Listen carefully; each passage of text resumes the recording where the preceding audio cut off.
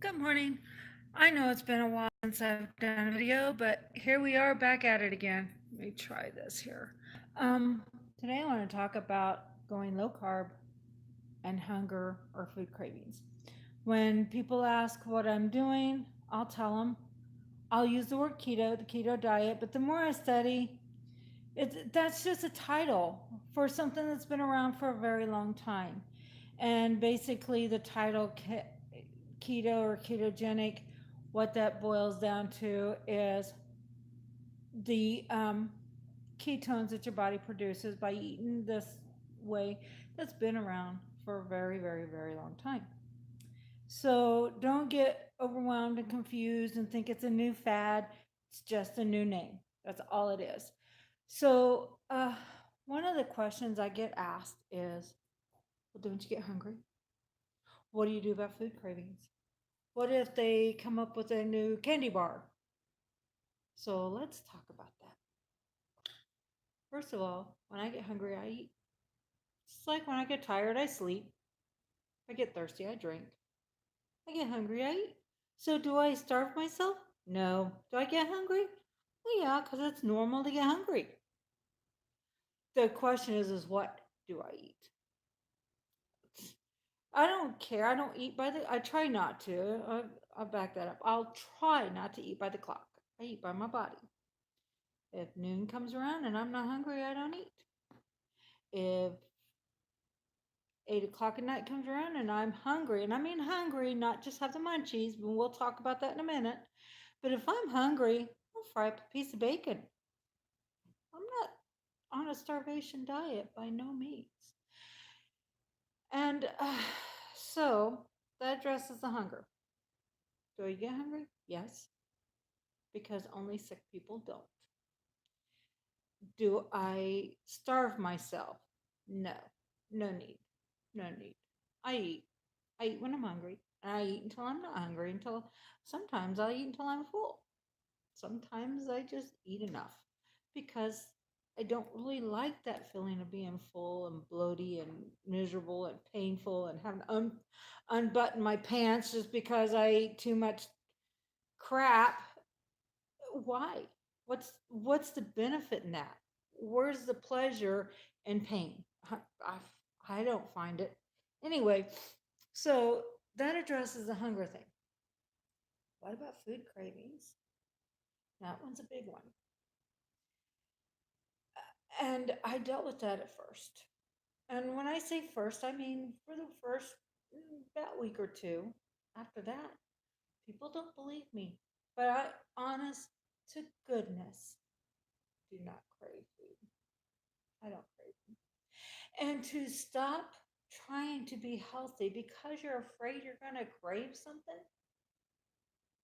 When I quit smoking, nobody said, ooh, what if you crave a cigarette? Basically, what they said is, ooh, if you crave a cigarette, power through it because soon you won't crave them anymore. And that's the way it is with sugar and carbohydrates. It is an addiction. And once you deal with that addiction and it gets gone, the cravings go away. Oh, go figure. Just like a cigarette. Yes, there are still times, and see, I'm 53 now. I quit smoking when I was 30 for 23 years. Every once in a while, I'll think, maybe a cigarette. And that's as fast as it goes. And then I'm like, nah, I didn't like the way it made me feel. I didn't like the feeling in the chest. I didn't like the feeling in the head. I just, now at the time when I was addicted to them, I loved it, you know, and I enjoyed my cigarettes.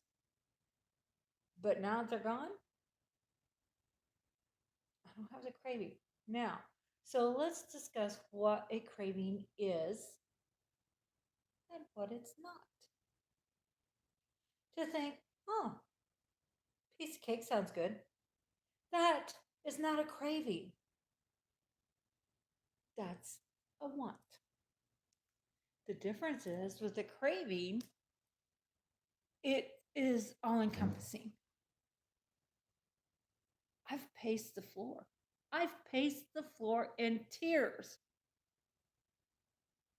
because of a craving before I went low carb. Keep in mind, before I went low carb. First week or so, I on seventh. I have to tell you, my big weakness is anything gooey in my mouth, like ice cream, cold, gooey, sweet, or crunchies, like potato chips. Those are the two things that just get me every time. And in this area, we have Freddy's frozen custard, which their hamburgers, but their frozen custard, it's like silk, sweet silk in your mouth. And that was a weakness for me. I was so afraid of giving in that I wouldn't go down the street where Freddy's is. Lasted about a week. After that, I don't miss it. I could go to the drive-thru and pick up something for somebody. I don't want it because I didn't like their hamburgers, and so there's nothing there I'd really want. So, but if someone says, "Hey, Condit, can you run by Freddy's and grab me a burger?" No problem. I can do it and be fine. Be fine. Just like when I had an employee in my restaurant want me to swing by the smoke shop and get a pack of cigarettes for her husband while I was in town. I did it. No problem. No problem. Was I tempted to pick up one for me? No. Nope. I'm over it. You get over it is what I'm saying. It's supposed to be encouraging. You can get over it. You can get past it if you allow yourself. Now, again, identify, is it really a craving? Or is it just something that sounds good right now? If it's just something that sounds good right now, you're fine. It's gonna happen. You know? How many times have you thought, oh, you know, I think going shopping would be sounds nice right now. But I don't have the money, so I'm not going to. That's not craving to go shopping. A craving is an actual and all encompassing. It will drive you. That's a craving. And it's usually because of something that's going on in your body. Either A, fighting an addiction, or B, you have a deficiency in a vitamin or mineral. And I can promise you, I can absolutely, without a shadow of a doubt, promise you that that Hershey's bar does not have any vitamin or nutrient your body is craving. It's the sugar and your addiction to it. And once you get past that, and I'm not telling you it's easy, I am telling you it's simple. Power through it. Hang on to your goals. Why? Why are you doing this? Do you have high blood sugar? Do you have are you overweight? Do you have issues with depression?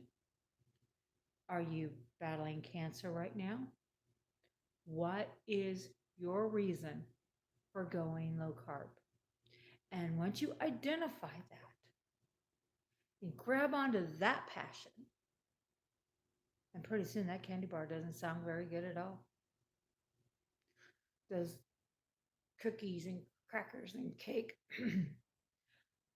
My grandson's birthday party the other day, they had cupcakes. And I'm not going to tell you that I didn't want one because, oh, I did. And they smell good. And people were going, oh, these are the best cupcakes ever. Oh my God, they're so good. And I said to myself, I actually said, you know, you could probably just have one and be okay. But then I remembered, if I have one, it will awaken that monster in me that has gone to sleep. And do I want to? Do I really want to go back on my antidepressant medicines? No. Do I really want to be up late at night with GERD? No. Do I really want to continue the pain? Because sugar is an inflammatory. If you're having body pains, sugar will help it go away. No. So then pretty soon that cupcake didn't sound so good. Now, yes, I had to talk myself through it, but I'm glad I did. So now you know what I have in my back pocket? A success story to tell myself. Remember, Condi, how strong you were there? Yeah, girl, you rock.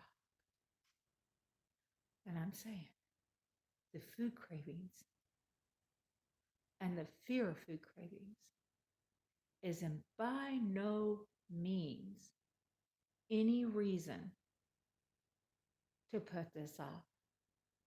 If you have a reason to go low carb, even if that reason is just you want to check it out for yourself, that, that's all the reason you need. You don't have to have a physical or mental illness to go low carb. It is a very natural, very healthy way to eat.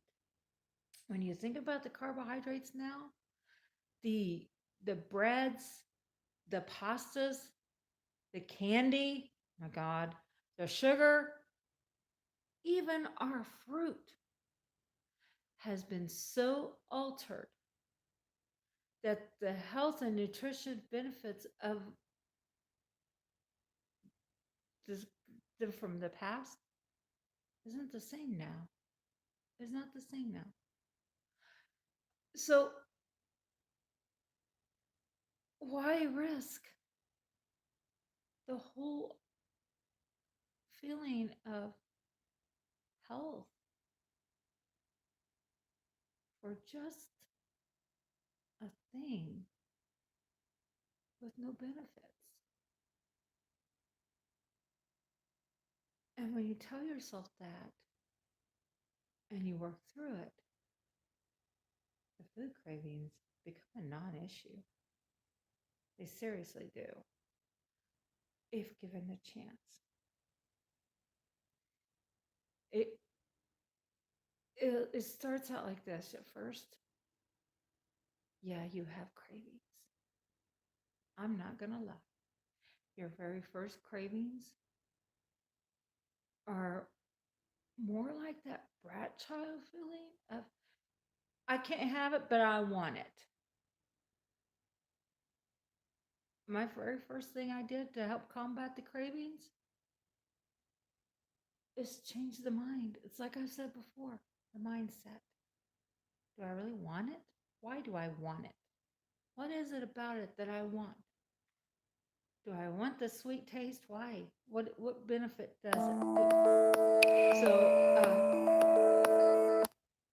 Sorry, I don't answer phone numbers. I don't know. Anyway, so the next thing you do is ask yourself, is it worth it?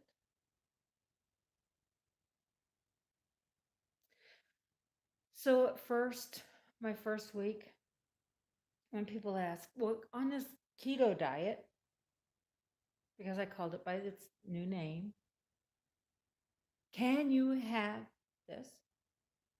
I said, I can have anything I want.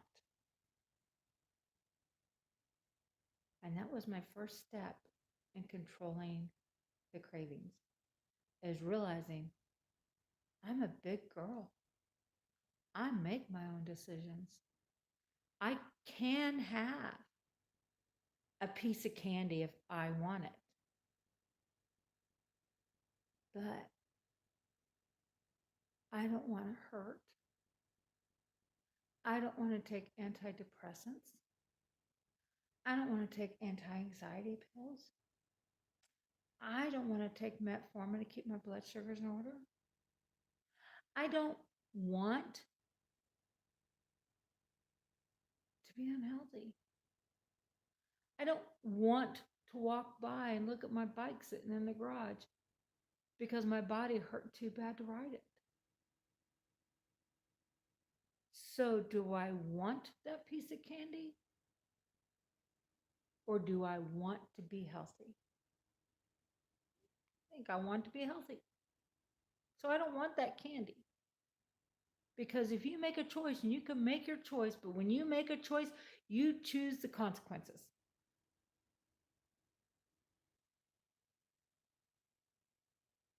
That's something to remember. If you choose to eat that, that's fine. You're an adult. You can make your choices. You can.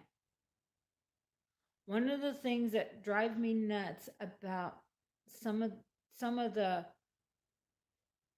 diet wording is, and I've even used the word cheat. I don't like the word cheat. I won't use it anymore. It's not a cheat. It's not a test. This is not a test. This is a lifestyle. To call it a cheat would imply that you're going through something that has a beginning and an end, like a testing period, like a game. You have a beginning of the game and you have the end of the game. And on a test or in a game, if you cheat, that's bad. Only cheaters cheat. And cheating is a character flaw. I won't deal with a cheater. So why would I call myself a cheater if I eat something that goes against my plan? It's not a cheat. It's a decision. It's a choice, not a cheat. Is it a good choice? No, probably not. But it's not a character flaw. Doesn't make me a cheater. Doesn't make you a cheater. I also don't like the term, is it legal on this, or I'm going to eat illegal here. You're not going to jail, damn it. You're having a cupcake. Is it a good choice? No. Is it one you're going to regret? Quite possibly. But does that make you a criminal? For Pete's sakes, let's real. Let's real. It's not a criminal, a crime. It's not illegal. A diet company is not your police. It's not your government. It's not your legislators. It's not legal or illegal. It's a choice. It's a decision. Could be a right decision for your body or it could be a wrong decision for your body, but it's a decision. It's not a law. So I can't stand that term. It's legal on this. No. In order for something to be legal or illegal, it has to go through Congress, and I'm sorry, that cupcake did not. Okay, there's my passion on that. Another one. Ooh, it's so sinful. No. I don't see in the Bible where it says, thou shalt not eat a cupcake. Yeah. Jesus did not hang on the cross and go through excruciating pain to rid us of M&Ms. It is not a sin. It is not a character. It does not separate you from God. Do not make your food choices, your energy choices into a character, legal, or spiritual thing. Once you break that spiritual connection to food, then the cravings are a whole lot easier to deal with because you have just totally put it in its proper place. It's a thing. That's all it is. It's a choice. And you have the power to make the choice. It's not sin, it's not legal, and it's not cheating. It's a choice. And it does not have power over you. You have power over it. Don't make it bigger than what it is. A potato chip is a choice. It's just a very thinly sliced piece of potato, which is high in starch and carbs. So, think about it, fried in some very unhealthy oil that is high in omega-6 fatty acids that trigger inflammation. It's a thing. Look at what it really is. It's not a sin, it's not a cheat, and it's not illegal. All right? Once you get that through your head, once you get that into your spirit, once you get that into your gut, then it becomes nothing more than just a choice. A choice you have the power to make. Food cravings, they go away really quick once you put them in the proper perspective in your mind, and you get that addiction broke. It's a piece of cake. No pun intended. Look at why you have a food craving. Could it be because you're triggering a happy memory? Is that food identified with something in your heart? Like peace, like comfort, happy memories. I was a lot of with ice cream. Growing up, one of our favorite things to do was we'd go to Dairy Queen as a family. We'd go out to eat, go to Dairy Queen, get ice cream, and go to the park. There was a fountain at our park, and it's still there. And they would turn colored lights on it, and we'd just sit there and watch the fountain as a family and talk and laugh, and it was pleasant. It was nice. And it was hard for me to break the ice cream habit because it brought back the memories of spending time as family. So I had to realize it wasn't the ice cream, it's the family. And I still get that feeling when I go spend time with my family, even without the ice cream. So I spend more time with my family because that was the beauty,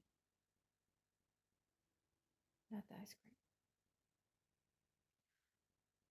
When I need some peace and quiet, I go to the same park and I sit and I either watch the fountain or the ducks because I like the ducks. And I don't have to have ice cream. I realize it brings back that same feeling. So ask yourself, why? What is it about that food craving that makes it there? It goes back to the first three: your brain, your emotion, and your attitude. Your brain. Why? Why? What is it? Am I fighting a chemical addiction? And sugar creates it. They're showing. There's been studies showing the addictive properties of sugar. That's why you get that quote unquote keto flu when you first start, because your body is going through a bit of a withdrawal from it. And if you are putting something in your body that creates such an issue that you have bona fide withdrawal symptoms to get away from it, that's a real clear sign you got a problem. It's a problem. But it's easy. It's not easy, but it's simple to break. Just like the cigarettes. And someone that's not addicted to cigarettes doesn't understand. Just don't smoke. Why can't they just stop smoking? And when I was a smoker, my question was, why can't you just quit talking? It's a simple concept. You got to power through it at first. Once you do, oh, the reward is so fantastic. It doesn't take a lot of strength per se. It just takes a lot of mind. It takes attitude, the attitude of I'm going to beat this because my body and my health and my life is more important than that chunk of sugar or that bag of potato chips. My health is more important. That's the attitude. And stop, for the love of Pete, stop making it into a character flaw. It's not cheating, it's not sinning, and it is not illegal. It's just a choice. And you have the power to make that choice. All it is. Anyway, I said low carb. I just call it keto because that's the name of the day. It's the same diet's been around for years and years and years and years, hundreds and even thousands. How many times have you heard, I'll just cut your bread out and you'll lose weight? How many times when my mother was pregnant with my brother, who's 50 years old now, doctor told her, they give corn to cows to fatten them up. They give corn to pigs to fatten them up. It's the same thing. It's low carb. That's what we're doing. The only difference is now they tagged a name to it, the ketogenic diet, and all it really is low carb. Anyway, I've got to go because this is my daughter-in-law, and I'm going to see if I have a grandbaby. Love you. Bye. Oh.